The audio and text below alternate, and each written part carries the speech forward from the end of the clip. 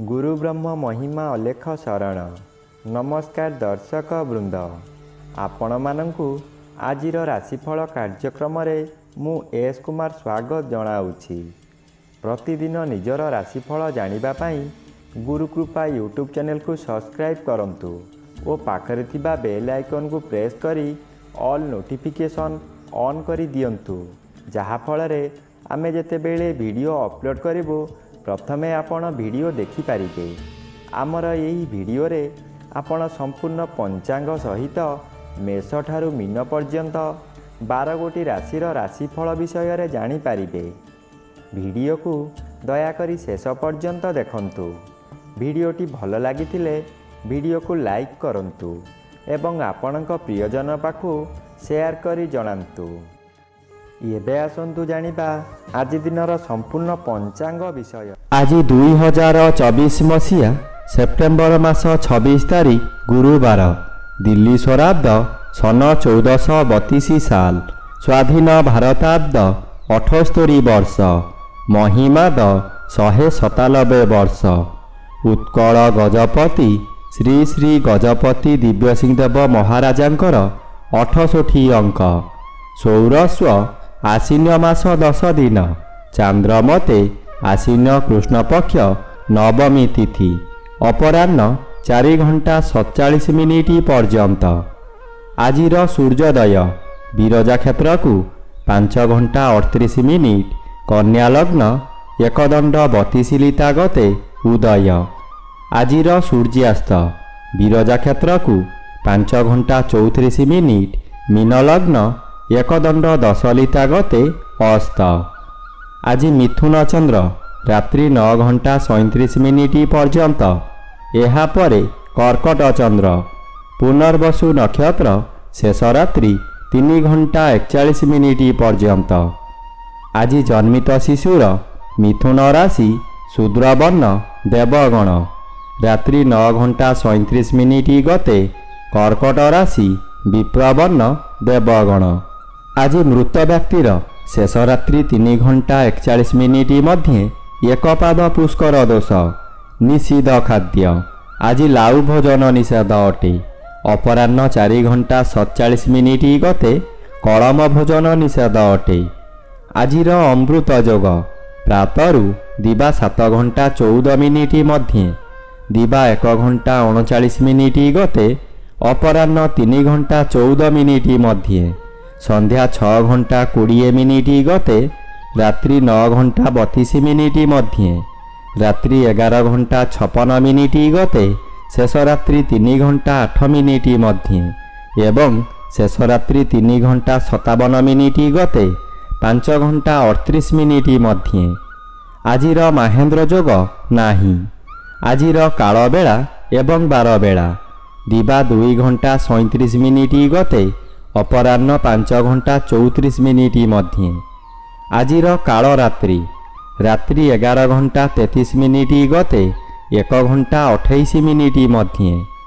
आजिर राहु काल मध्याह्न 1 घंटा 30 मिनिट ठारू अपराह्न 3 घंटा मध्यरे। आज रात्रि 9 घंटा 37 मिनिट मध्ये कन्या राशिर घात चंद्र, घात नक्षत्र नाही। अपराह्न 4 घंटा 47 मिनिट मध्ये सिंह राशिर घात तिथि, एहा परे बिछा राशिर घात तिथि। तुला राशि और कुंभ राशिर घात 12।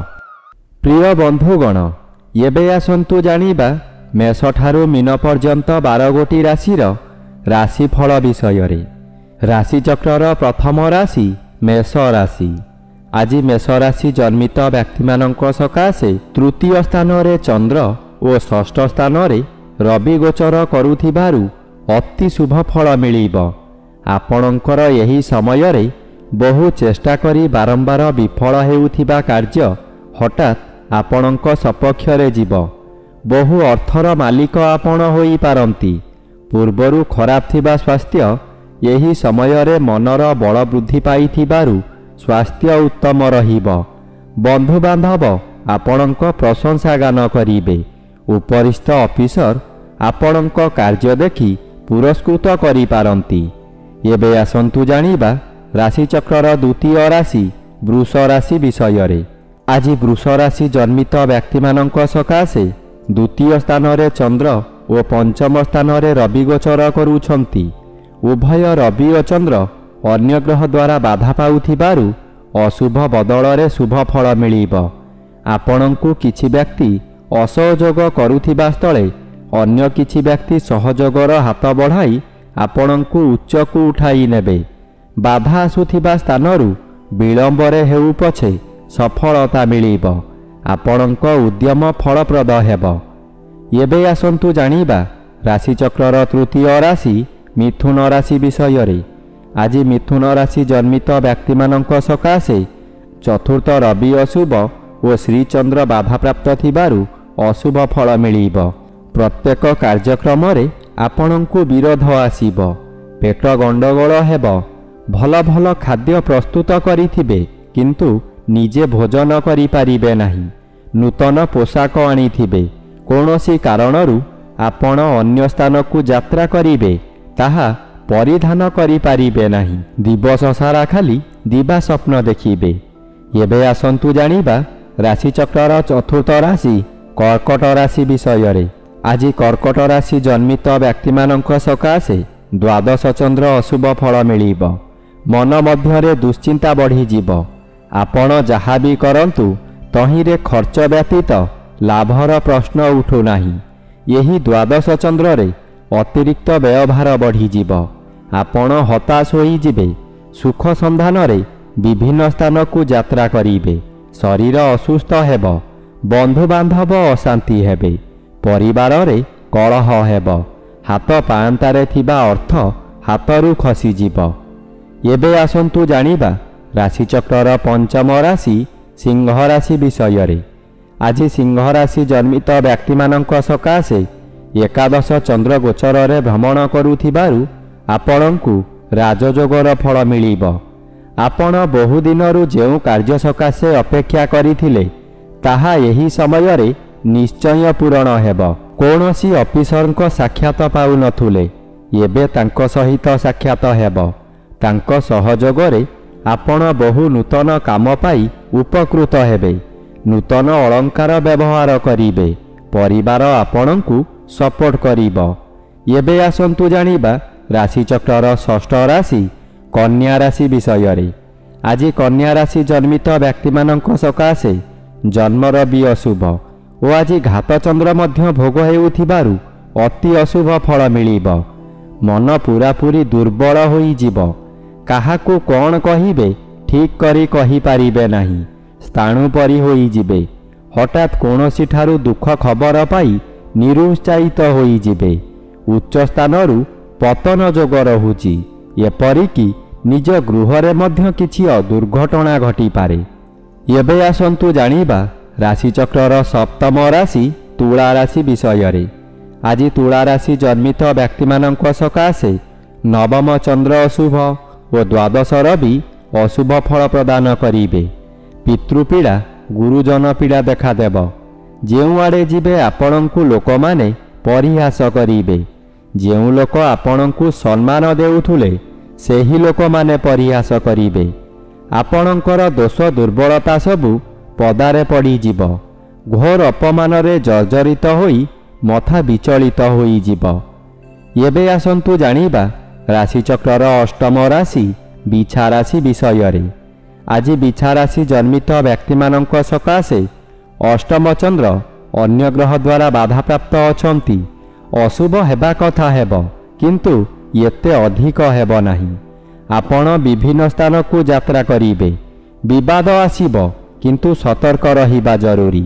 सतर्क रहिले विवादरू मुक्ति मिलिब। हठात कोनोसी विपदरे फसी जिबे। मानसिक स्तर रे जंत्रणा पाइबे। रात्रि अनिद्रा होई पारंती।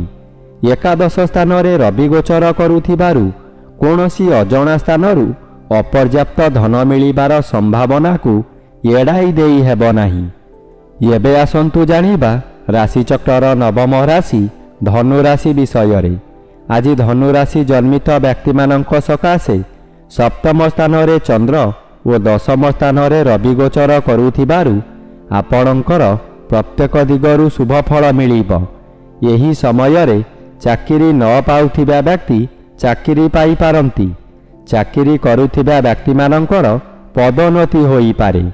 ବ୍ୟବସାୟ କରୁଥିବା ବ୍ୟକ୍ତି ଅଧିକ ବ୍ୟବସାୟକୁ ବୃଦ୍ଧି କରିପାରନ୍ତି। ଉତ୍ତମ ରୂପେ ବ୍ୟବସାୟ ଚାଲିବ। ଆଶାଠାରୁ ଅଧିକ ଲାଭ କରିବେ।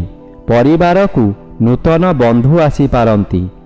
ଏବେ ଆସନ୍ତୁ ଜାଣିବା ରାଶିଚକ୍ରର ଦଶମ ରାଶି ମକର ରାଶି ବିଷୟରେ। ଆଜି ମକର ରାଶି ଜନ୍ମିତ ବ୍ୟକ୍ତିମାନଙ୍କ ସକାଶେ ନବମ ରବି ବାଧାପ୍ରାପ୍ତ ଅଛନ୍ତି। ଅଶୁଭ ଫଳ ପ୍ରଦାନ କରିବେ ନାହିଁ। ଷଷ୍ଠ ସ୍ଥାନରେ ଚନ୍ଦ୍ରଗୋଚର କରୁଛନ୍ତି। ଶୁଭ ଫଳ ମିଳିବ। ଆପଣଙ୍କ ପରିବାର ମଧ୍ୟରେ ହସ ଖୁସିର ଉତ୍ତମ ବାତାବରଣ ଖେଳିଯିବ। ବିଗତ ଦିନମାନଙ୍କରେ ଆପଣ ପ୍ରତ୍ୟେକ କାର୍ଯ୍ୟରେ ଫେଲ୍ ମାରିଥିଲେ।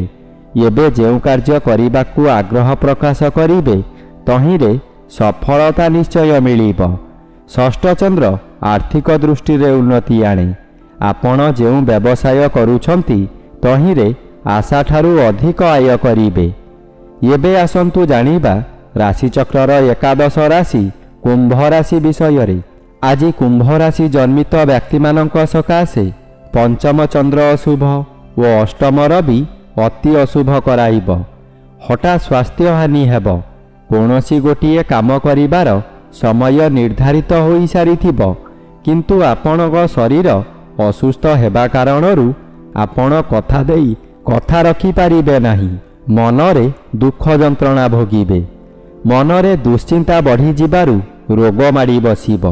ବହୁ କଷ୍ଟ ଭୋଗିବେ। ଏହି ସମୟରେ କେଉଁଠାରୁ ବଡ଼ ଦୁଃଖ ଖବର ପାଇ ବୋଝ ଉପରେ ଲଳିତା ବିଡ଼ା ସଦୃଶ୍ୟ ହେବ। ଏବେ ଆସନ୍ତୁ ଜାଣିବା ରାଶିଚକ୍ରର ଦ୍ୱାଦଶ ବା ଶେଷ ରାଶି ମୀନ ରାଶି ବିଷୟରେ। ଆଜି ମୀନ ରାଶି ଜନ୍ମିତ ବ୍ୟକ୍ତିମାନଙ୍କ ସକାଶେ ସପ୍ତମ ରବି ଅଶୁଭ ଓ ଚତୁର୍ଥ ଚନ୍ଦ୍ର ଅଶୁଭ ଫଳ ମିଳିବ। ଆପଣ ଅର୍ଥ ସକାଶେ ବିକଳ ହୋଇ ଚତୁର୍ଦିଗ ଭ୍ରମଣ କରିବେ, କିନ୍ତୁ କୌଣସି ସୁଫଳ ମିଳିବ ନାହିଁ। କଥାରେ ଅଛି, ଯେଣେ ଇଚ୍ଛା ତେଣେ ଯା, କର୍ମ ଘେନି ବୁଲୁଥା। ଆପଣ ଯାହା କରନ୍ତୁ ଖାଲି ଅର୍ଥହାନି ହେବା ଛଡ଼ା ଲାଭର ପ୍ରଶ୍ନ ଉଠୁନାହିଁ, ଯାହାଦ୍ୱାରା ମାନସିକ ଚାପରେ ଆପଣ ବିଚଳିତ ହୋଇଯିବେ। ଆପଣଙ୍କ ମନ ମଧ୍ୟରେ ଗୋଟାଏ ଅଜଣା ଆତଙ୍କ ଖେଳିଯିବ।